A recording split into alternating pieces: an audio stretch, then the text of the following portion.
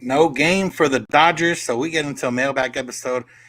Are we concerned about Freddie Freeman? We're definitely a little concerned about the bullpen. What exactly as a two-way player and how does it work for the roster? We'll get into all that and more. Let's get locked on Dodgers.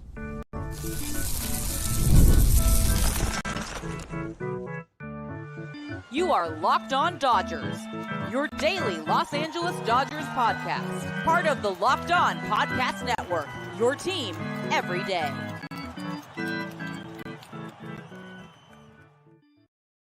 Yo, Dodger fans. Welcome to Locked On Dodgers. We are part of the Locked On Podcast Network, the number one local sports daily podcast network. Locked On, your team every day. Today's episode is brought to you by FanDuel. Now through September 22nd, all FanDuel customers can bet $5 and get a 3-week free trial of NFL Sunday Ticket from YouTube and YouTube TV. Visit FanDuel.com/locked-on to get started.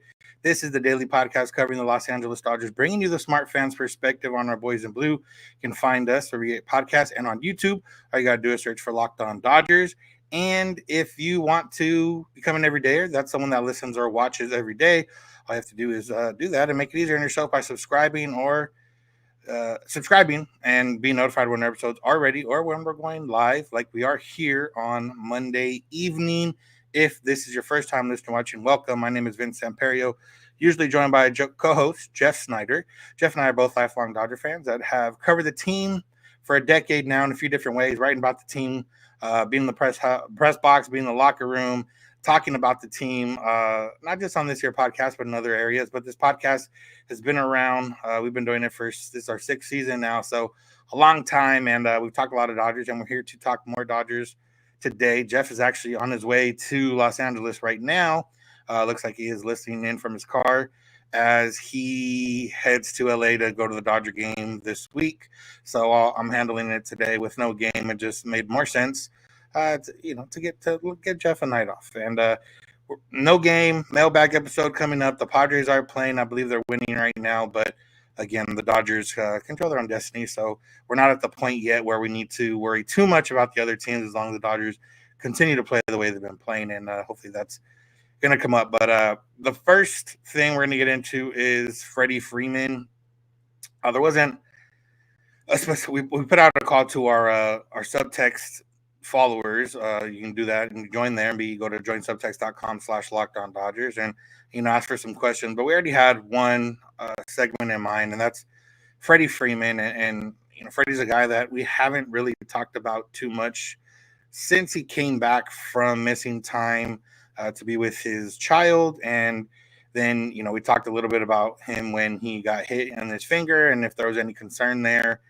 And generally, I don't think there's still too much concern with all that stuff. But I do know that a lot of people are maybe a little bit worried about just his overall performance. And it's been around this whole season. And when you look at it, you look at the numbers, hitting 284, OPS in 857. He's got 73 RBI, 70 runs scored. Like, all in all, those are good numbers, but obviously maybe a little bit off from what we're used to with Freddie Freeman. I mean, the last 2 seasons as a Dodger, he's hit 325 and 331. So, obviously the average is down. The average being down a little bit more than the on base. So he is walking still at a pretty consistent clip, if not better clip than the past.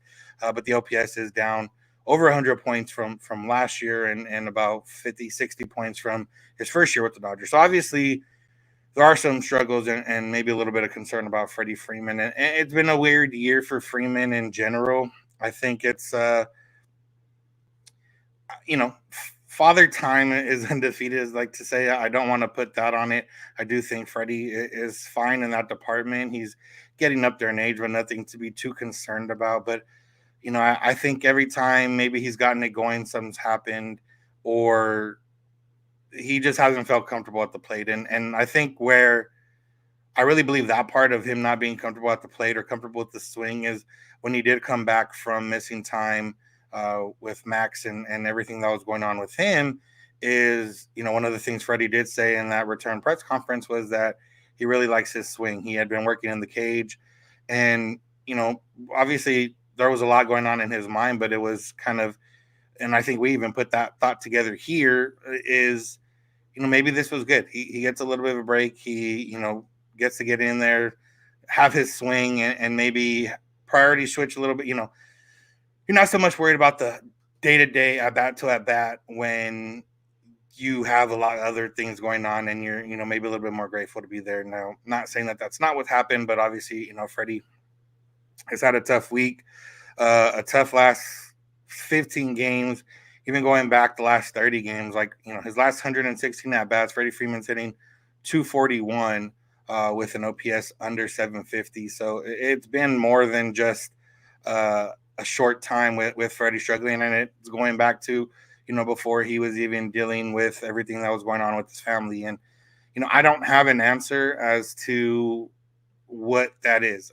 Freddie Freeman,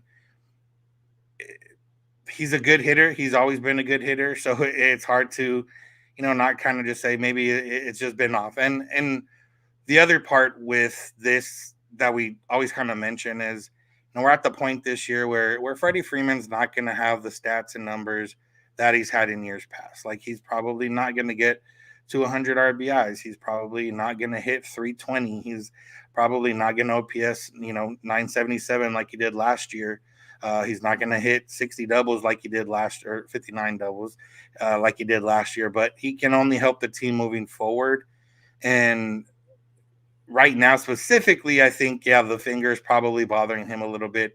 He's playing through it. I do think the Dodgers are in a spot where they could have, let Freeman rest a little bit and deal with the finger and have Max Muncy at first base and, the rolling Rolodex of guys that can play third base between, Taylor being back, Kike, Miguel Rojas, if Edmonds at short, all that type of thing. And that might still be something that happens if the finger is not recovering the way they want. But realistically, if he's been playing through it so far, he's going to continue to play through it. And again, it's hard to really look at anything and say, oh yeah, this is why Freddie Freeman is struggling. We already talked about that. He's still walking, same to what he was doing before. He's not striking out any more than he was before. If anything, his strikeout rate is lower than it was last year. His walk rate is 3% higher than it, or almost 3% higher than it was last year. His BABIP is lower than it was last year. That could contribute a little bit to the average. Last year, his BABIP right now is 312. It's never been that low since 2012. He hasn't had a BABIP that low since 2012. It's always been, 318 was the lowest. Beyond that, everything else has been 320 or higher. So that contributes a little bit. There's not anything that necessarily stands out. I do think the one thing that might stand out is it's a little, and it's hard because it's not like, Will Smith was that great in the second half of the season last year, but Smith hasn't been good for a while now.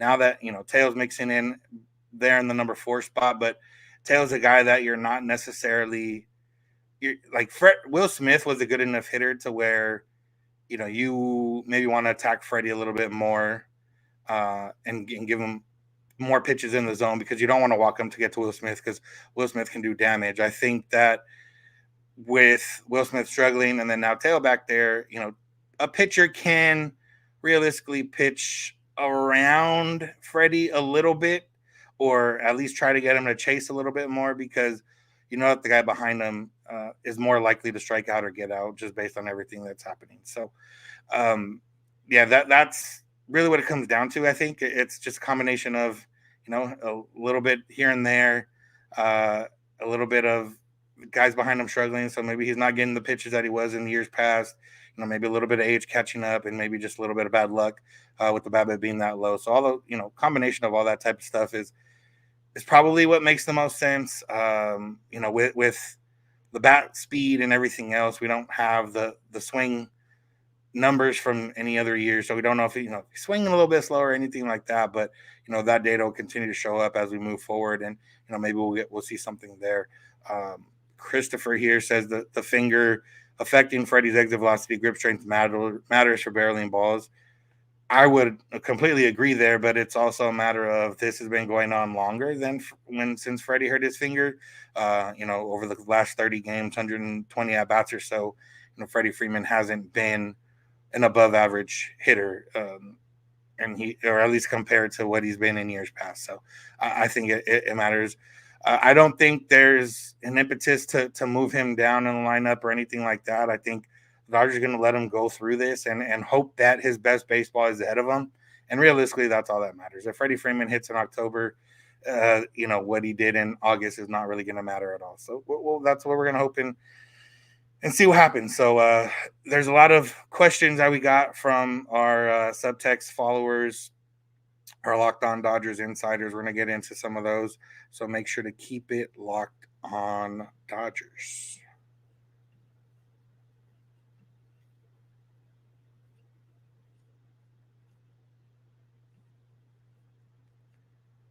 Today's episode is brought to you. Little delayed there. Today's episode is brought to you by FanDuel. FanDuel is America's #1 sports book. And you've heard us talk a lot about FanDuel. And now FanDuel is proving why they're America's #1 sports book, because they have a little something different.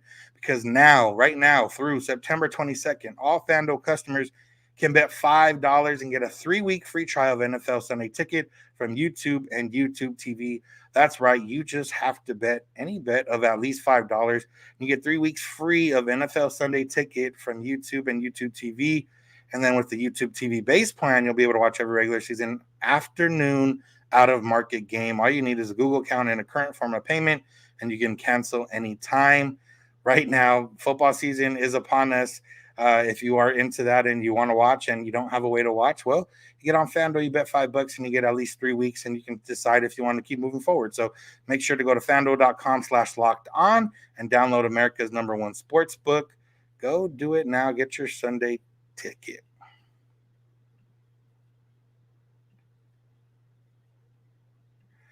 Thank you for making Locked On Dodgers your first listen of the day. Make sure to find us where we get podcasts and on YouTube.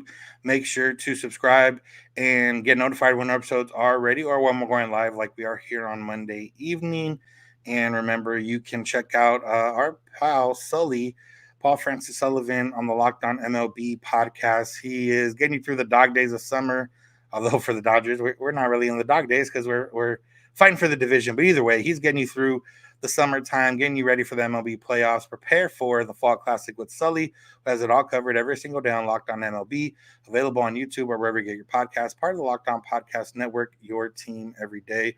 Also part of the Locked On Podcast Network is Locked On Sports Today and Locked On Sports Los Angeles, 2 24/7 streaming channels that are bringing you the biggest news and stories from the sports world and the LA sports world. You can check them out all day, all night on YouTube. And remember, the Locked On Dodgers postcast with host Pete Fox is available for you live after most Dodger games on the Locked On Sports Los Angeles YouTube channel. All right. So we put out a call to our Locked On Dodgers insiders and got a couple questions, and a couple that are similar, and we'll just get into that straight up. With the bullpen, one of them was from Esteban. He said, how confident are we with the bullpen, and why does it seem like guys can't go back-to-back like Kopech, Kelly, and Phillips, and what would be a plan B in case they can't go back-to-back? And then John from the Locked On Dodgers Insider said, my bullpen faith is weak. Can you increase my faith? Who would be the top 6-7 relievers we would have available for postseason play, assuming, as always, they are healthy? And yeah, obviously, this is a good question. For me, the offense is always going to be a question mark in October, but that could, for me personally, the Dodgers could have, a lineup full of guys that are hitting 350, and I would still feel uneasy about it. But the bullpen is probably, assuming health, is probably the biggest question mark for the Dodgers in the sense of the three aspects being hitting, starting pitching, and relievers. Like if you get everyone healthy, Glasnow, Yamamoto, Jack Flaherty, and then whoever they decide for number 4, that's a formidable group. With the bullpen, on paper, you have a formidable group, but they've had on paper a lot this last few weeks or last month or even the last couple months, and hasn't quite worked out for them. And part of it early on was the starting pitching is not going deep into games. The bullpen is taxed, and you had a lot of guys pitching back-to-back, 3 out of 4 or 5 times a week, and it wasn't sustainable. And right now we're at a spot where the starting pitching is starting to be a little bit better, even with the uncertainty they're facing. But who can you trust? And you look at, we'll go first from the 40-man roster and which relievers are there. And it's Anthony Banda, Ryan Brazier, Connor Brogdon, who started a rehab assignment a while ago. Haven't heard anything about him. I don't know if the Dodgers are seriously considering bringing him back. Probably not. Maybe just holding off until if someone gets hurt. You got Tony Gonsolin, who might come back, and if he did, it would be as a reliever. Got Brusdar Graterol, who's expected to start a rehab assignment and maybe come back. You got Michael Grove, who's down in the minors right now. Daniel Hudson, Joe Kelly, Landon Knack, who could be a starter or a long reliever or just a reliever in general. You got Michael Kopech. You got Michael Peterson, who's on the 40-man roster. Evan Phillips, Blake Trinan, Alex Vesia. So there's a lot of names there. If you go right off the answering the question of the six that you kind of trust right away, you're going, and obviously trust is a word in the sense of you trust what they can do, not maybe what they've done or done recently. And it goes, Evan Phillips, Michael Kopech, Daniel Hudson, Blake Trinan, Ryan Brazier, Anthony Banda. That's six right there. You add Alex Vesia, that's seven. Like, that would be a seven. That'd be seven relievers that I'd be comfortable going into October with.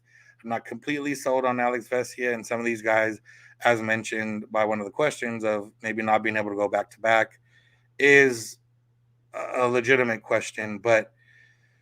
And it just depends on what the Dodgers plan or thoughts are going into the postseason. Like, with, let's just say, healthy starting rotation, you have Glasnow, Yamamoto, Jack Flaherty.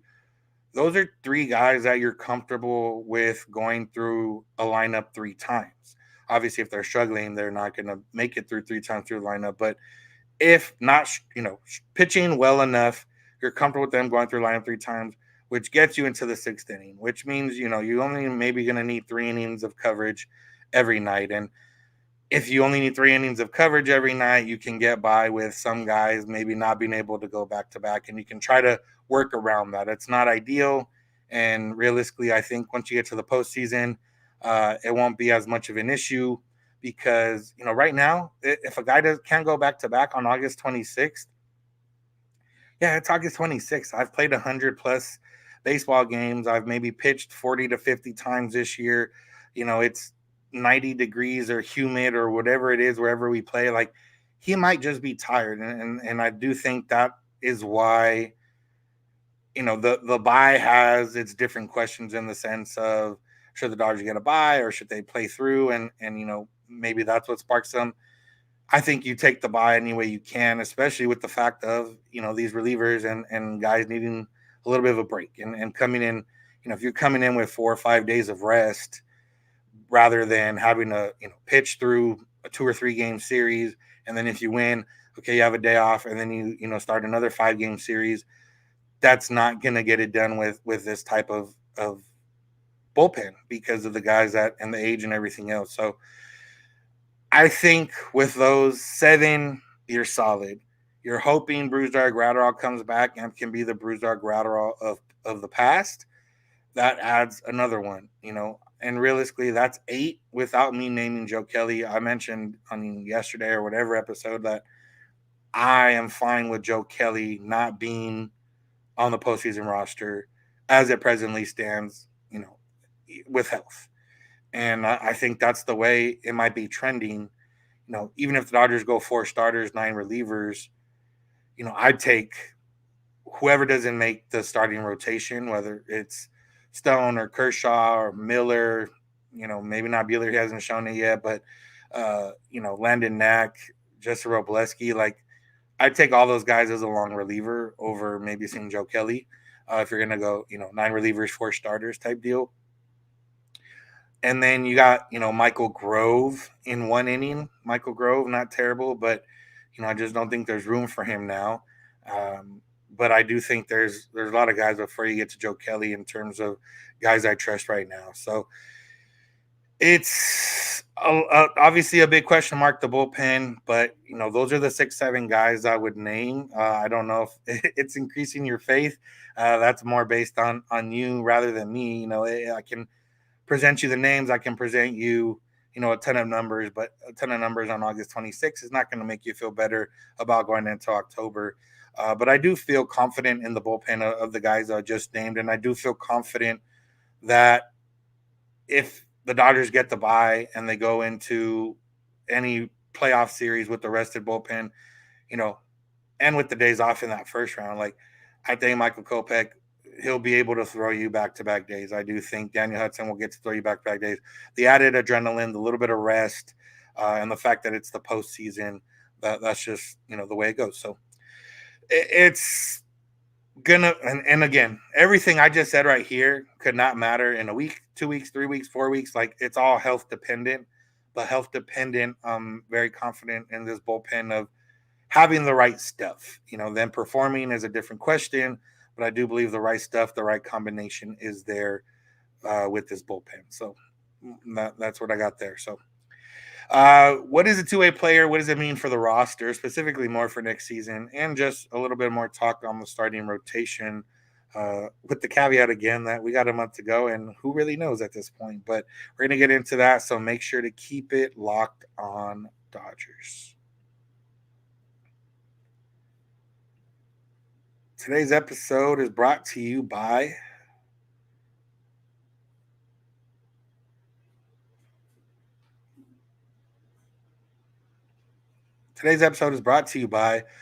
SupplyHouse. SupplyHouse is the site that is made for the skilled trade. SupplyHouse.com is a reliable way to order plumbing, HVAC, and electrical products online. Their easy-to-use website is packed with helpful resources and the latest product info to help you get the job done right. Shop a complete inventory of over 200,000 parts from over 400 top brands and get your order delivered right to your door with fast shipping from coast to coast. If you need help with an order, you can get expert support and industry-leading service from the friendliest folks in the business and talk to a real person every time. Pros in the skill trade can get a competitive edge by joining SupplyHouse.com's free Trade Master program. Every Trade Master gets access to a dedicated phone line, free shipping, and discounts on every order. Join the thousands of trade pros already benefiting from their free membership at SupplyHouse.com/TM and order plumbing, HVAC, and electrical supplies from anywhere with just a few clicks at SupplyHouse.com. Thank you for making Locked On Dodgers your first or last or any listen of the day. I know with us going live, sometimes it might be your last listen of the day, or maybe your middle listen of the day, or maybe your first listen of the day if you're still one of those that listens in the morning. But we're here for you every Monday through Friday for about 30 minutes. So make sure to check us out. Tell your friends, tell your family, spread the word however you want. And if you want to go beyond the podcast, come on Locked On Dodgers Insider. All I got to do is go to joinsubtext.com/LockedOnDodgers. It's a few bucks a month. You get text directly from us with any Dodger news, updates, thoughts, anything we get, from Dodger Stadium or anything like that. A lot of things that come your way for just a few bucks a month. So make sure to go to joinsubtext.com/LockedOnDodgers and check it out. You can get a free trial there first if you want to see how it is before you fully immerse yourself. So go check that out. And let's get into one of the questions we got. This one from our Locked On Dodger Insider, Matt. He says, with Shohei getting closer to pitching, specifically for next year, not this year, can you explain how the roster limits for pitchers work with two-way players like Shohei? Is this something that other teams should be considering developing for as a way to increase roster flexibility? Now, obviously, if you can get more guys that are like Shohei Ohtani, that's going to help you a lot. But specifically when it comes to roster flexibility, yeah, it does help. The answer I have for the question is one with I'm not sure how it's going to work next year, but by reading the definition of the rule, this is how I believe. So if you designate someone as a two-way player, they have to meet certain criteria. And they're able to pitch whenever, and they don't count toward your pitcher total. So if Shohei Ohtani is designated as a two-way player and the Dodgers have a 26-man roster, they can have 13 pitchers, and then they can have Shohei Ohtani. So technically, they have 14 pitchers, but only 13 count towards pitchers. Ohtani is designated as a two-way player. The qualifications for a two-way player is this having to be done the season you're currently in or the previous season. So this is why I'm not sure what it is with Ohtani, but the criteria are to at least pitch 20 major league innings and played at least 20 major league games as a position player or DH with at least 3 plate appearances in each game. So as it stands for 2025 with Ohtani, I'm not sure if the Dodgers have to list him as, I don't know. If they list him as a position player, then he can't pitch unless it's extra innings or the team is ahead by or down by 6. If he's listed as a pitcher, then, well, I guess if he's listed as a pitcher, he can hit. So maybe that's what the Dodgers are going to have to do next year. If you're counting the current or previous season in 2025 as the 2025 season and the 2024 season, Shohei Ohtani doesn't qualify yet. If he started the 2025 season listed as a pitcher, he could still be a DH. And once he reaches 20 major league innings, the Dodgers could designate him as a two-way player. They could call up another pitcher, and they would have 13 pitchers plus Ohtani. So, yeah, it basically goes – yeah, Jeff has it here. Summary, Ohtani will count as a pitcher until a month or two into the season, until he reaches those 20 innings. So, maybe not even 2 months, maybe a month if he gets 4 or 5 starts. So, obviously, in terms of roster flexibility, that's huge because you get to have 13 pitchers plus whatever the other guy, 14 pitchers realistically. And even if Ohtani's in your rotation and you only go a 5-man rotation, then you can have 9 relievers, which is huge, or you can go 6-man rotation. And, there's a lot of different ways to go about it that way. Now, yeah, if teams want that roster flexibility, you can develop more two-way players. There have been more guys that are two-way players drafted in recent years, but a lot of them haven't been coming up as two-way players. Even back to when Hunter Green was drafted, they, if a team wanted to, they probably could have had him try to do both. The Reds had him stick to pitching. River Ryan, on the other hand, was a position player. The Dodgers had him go to pitching only. And then there's been other guys drafted, Jack Caglione from Florida, who got drafted in the first round this year. I don't know if they've said if he's going to try both or just do one. I would imagine moving forward in the next 5 to 10 years, there's going to be other two-way players besides Shohei Ohtani. I don't believe there's going to be any as good as Shohei Ohtani is at both things, but I do believe that there will be, 3 to 5 more players designated two-way in the next 5 to 10 years in Major League Baseball because, one, you do get that roster flexibility. And I think the other part is I think we might see some reliever, like, in college, the big one is reliever hitters, guys that are hitters, and they also come in as relief pitchers. I do think that's kind of the wave going, and it might even be the wave for Ohtani. Like, realistically, he's still young enough, and if he gets another arm injury that doesn't sacrifice his hitting, maybe the Dodgers decide then and there. But I do think that when it comes to Ohtani, they're going to give him another chance to start, and he's going to get that going. But I do think moving forward, like, I don't know if we'll see another starter that also is a two-way player. I do think we'll start seeing some relievers that are two-way guys, and that'll make for a fun time. And I mentioned the other day just kind of a pipe dream fantasy of Ohtani coming in to a game in October when the Dodgers are maybe down to one pitcher and Ohtani's ready to go and he throws an inning in relief. So, but realistically, I don't know how it's going to be for other teams. The Dodgers have a two-way player at least for the time being. Maybe 2025, maybe beyond, maybe not. Who knows? I did have a thought. I can expand on it here. Of if Ohtani was to never pitch again, are you fine with everything that he brings offensively? If this is what he's going to bring to you offensively, and considering the fact that, one, it's not our money, two, it's not $70 million against the luxury tax, which would not stop the Dodgers from spending, but could curb spending a little bit. And the fact that with all the sponsorships he's brought, the Dodgers probably already have whatever salary they owe him stored up and just maybe sitting in the bank and waiting for him to get through his 10 years, and then they start paying it out. So, yeah, I would say 100%. If Shohei never pitched for the Dodgers, I'm completely fine with the contract they gave him, just based on everything else. Obviously, it would be contingent on him hitting, but I think with Ohtani, the excitement is the fact that he's going to try and be a pitcher, and if it takes away slightly from the stolen bases, but he's putting up a sub-3 ERA as a starter, I think that's just the nature of the beast, and you're going to take that when it comes to Ohtani. So yeah, that answers that there. One thought on the starting rotation. We didn't get a question about it, but obviously it's another topic conversation.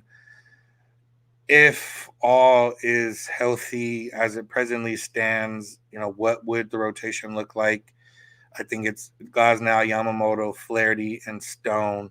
I think the Dodgers have a conversation with Kershaw and let him know, like, you can stick around, obviously, and be here, but we don't think you're going to be given a roster spot. And then I do think that if they can, contingent on Bobby Miller and or Walker Buehler being somewhat decent or good enough to maybe compete for a spot. If not, I do think you take Kershaw. It's one of those where, like, would you rather have your long reliever Clayton Kershaw, Landon Knack, Michael Grove? I think I'd go Kershaw and then Knack right behind him.